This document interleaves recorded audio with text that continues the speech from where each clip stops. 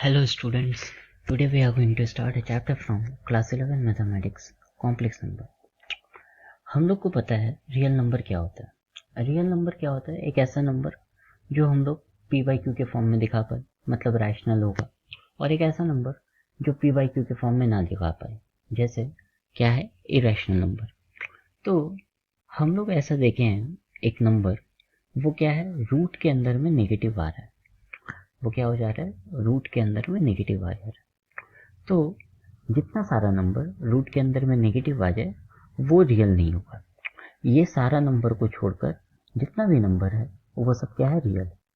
कहने का मतलब क्या हो रहा है, जैसे अगर हम लोग देखा रूट के अंदर में -4, तो ये जो है ये नंबर रियल नहीं है, ये जो है एक कॉम्प्लेक्स नंबर आ जाएगा।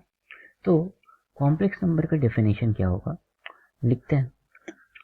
कॉम्प्लेक्स नंबर क्या होगा, एक ऐसा नंबर, कॉम्प्लेक्स नंबर क्या है, एक ऐसा नंबर जो क्या हो जाए, a प्लस आई बी के फॉर्म में एक्सप्रेस हो जाए। ठीक है, तो इसका मतलब क्या हो रहा है कि अगर a प्लस आई बी के फॉर्म में एक्सप्रेस हो जाएगा तो उसको हम लोग क्या बोलेंगे, कॉम्प्लेक्स नंबर बोलेंगे। और अगर पहले से दिया हुआ है तो वेल एंड गुड है। तो ये जो a प्लस आई बी है इसको हम लोग डिनोट करते हैं z से, और ये जो z है वो क्या है, स्टैंडर्ड नोटेशन है एक कॉम्प्लेक्स नंबर का। ठीक है, जहां पर a और b जो है वो बिलोंग करता है रियल नंबर पर, और ये जो i है, ये i को हम लोग बोलते हैं आयोटा, और इसका वैल्यू होता है रूट के अंदर में -1। तो एग्जाम्पल अगर हम लोग देखें, जैसे कोई अगर पूछता है क्या 4 जो है, 4 प्लस 3i ये कॉम्प्लेक्स नंबर है या नहीं है, तो हम चेक किया कि मेरे पास i प्रेजेंट है, यहाँ पर 4 जो है वो मेरा क्या है, रियल नंबर है, और ये जो 3 है ये भी एक रियल नंबर है।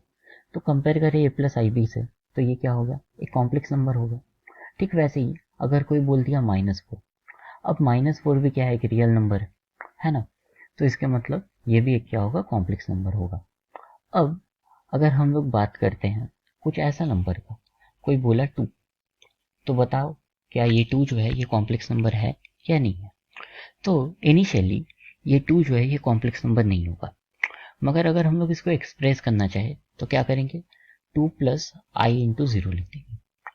अब 2 प्लस आई इंटू जीरो लिखा तो ये जो है a प्लस आई बी के फॉर्म में एक्सप्रेस हो गया। अब क्यों जो ये एक्सप्रेस हो चुका है, इसलिए हम इसको क्या बोलेंगे, कॉम्प्लेक्स नंबर बोलेंगे। और क्योंकि ये कॉम्प्लेक्स नंबर का इमेजिनरी पार्ट 0 है, इसलिए हम लोग इसको बोलेंगे प्योरली रियल। इसको क्या बोलना है, प्योरली रियल। ठीक वैसे ही अगर मेरे पास एक नंबर है, वो क्या है, 3i है, so we can express 3i in the form of a plus i b as 0 plus 3i। तो अब क्या हो रहा है कि ये जो नंबर है इसका रियल पार्ट 0 है और सिर्फ इमेजिनरी पार्ट है, तो इसलिए हम लोग इसको बोलेंगे purely imaginary. Purely imaginary, purely imaginary. ठीक है, तो कॉम्प्लेक्स नंबर में क्या हो गया, दो पार्ट आ गया, एक प्योरली रियल और एक प्योरली इमेजिनरी, और जो दोनों में है तो ये दोनों को मिला के क्या हो जाएगा, एक कॉम्प्लेक्स नंबर तैयार हो जाएगा। ठीक है, तो अब ये कॉम्प्लेक्स नंबर में अब हम लोग को क्या समझना है, हम लोग को समझना है कॉन्जुगेट।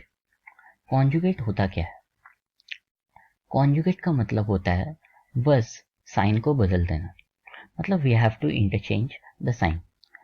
से z bar, z bar is the conjugate of a complex number.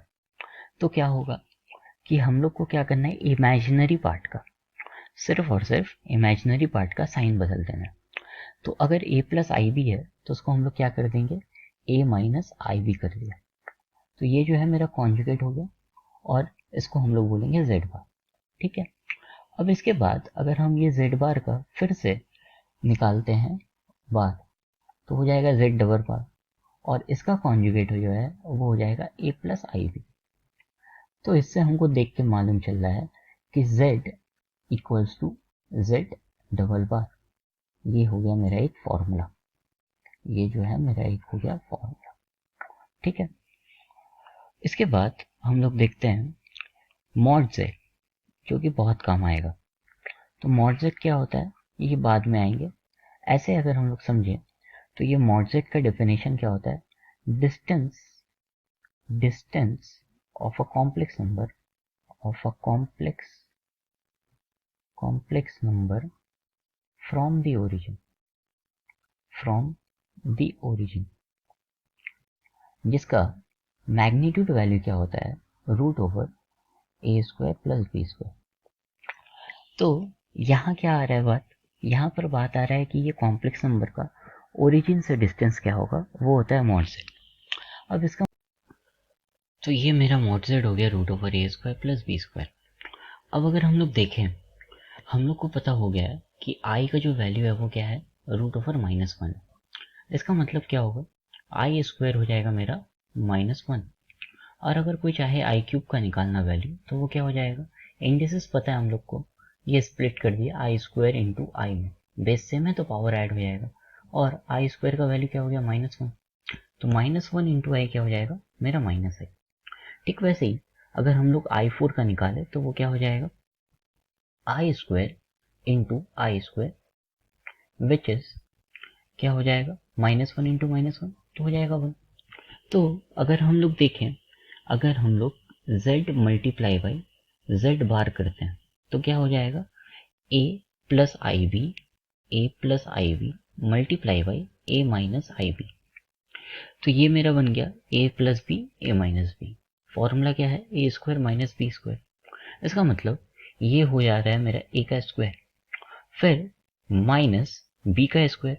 तो यहाँ b क्या है, आई बी, तो i का स्क्वायर हो जाएगा मेरा -1, तो -1 और माइनस हो जाएगा प्लस, और ये हो गया मेरा बी स्क्वायर। तो अगर हम इसको ठीक से देखें ए स्क्वायर प्लस बी स्क्वायर को, तो हम कंक्लूड किया कि अगर हम लोग z बार को क्या कर दे, स्क्वायर कर दे, तो क्या होगा, मॉड z का square which is equals to A square plus B square. तो हम लोग क्या यहाँ से कंक्लूड करते हैं, z into z bar equals to mod z का होल स्क्वायर। ये हो गया मेरा तीसरा फॉर्मूला।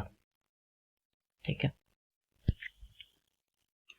अब और भी फॉर्मूलाज है मगर उसको हम लोग क्या देखेंगे, क्वेश्चन के साथ देखेंगे।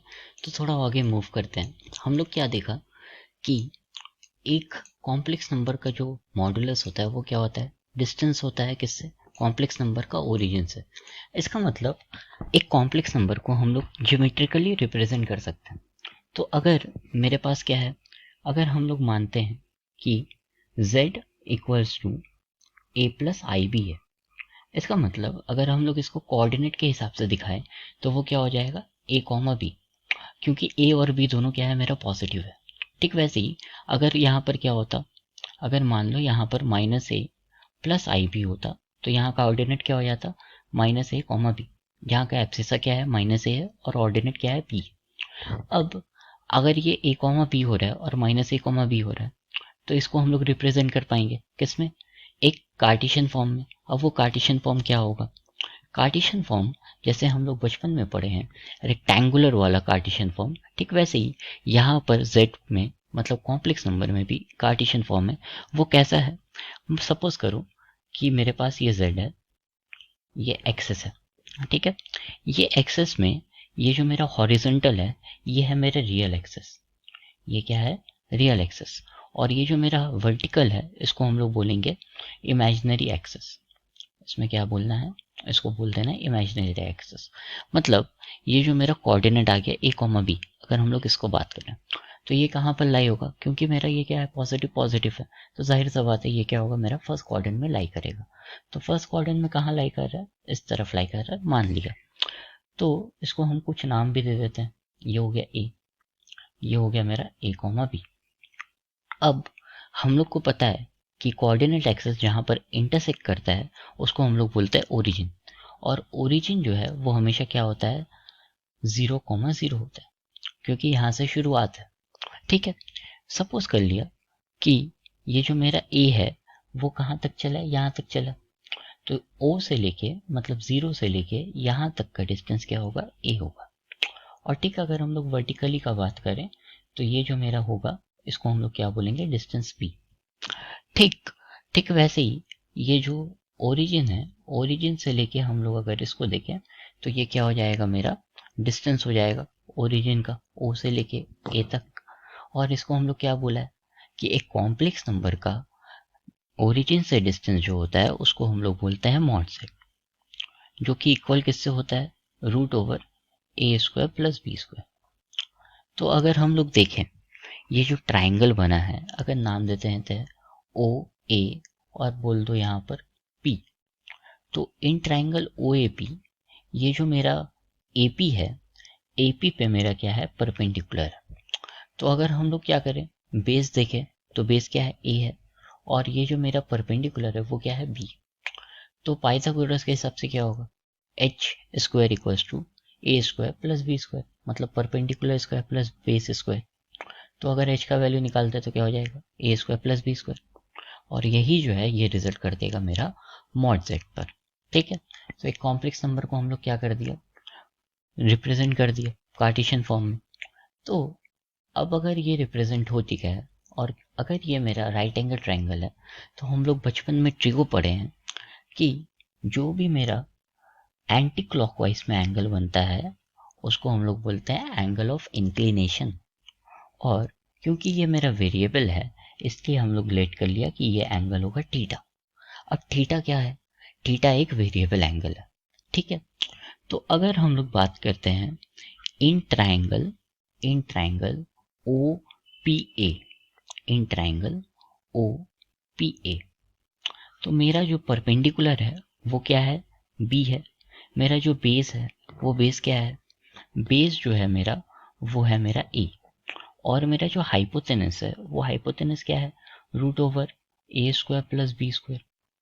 तो अगर हम लोग यहाँ से साइन थीटा निकालते हैं, चलो यहाँ पर साइन थीटा निकाला, साइन थीटा क्या हो जाएगा, सम पीपल हैव, मतलब पी बाई एच, पी कितना हो गया मेरा, बी हो गया, एच कितना हो गया है, root over A square plus B square.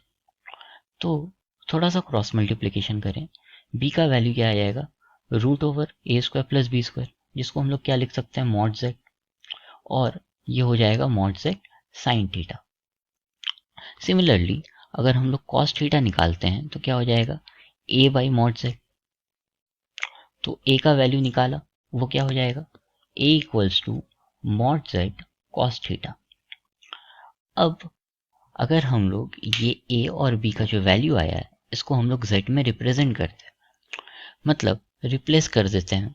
So we are getting that z equals to mod z cos theta plus I, and in the place of b we are writing mod z sin theta.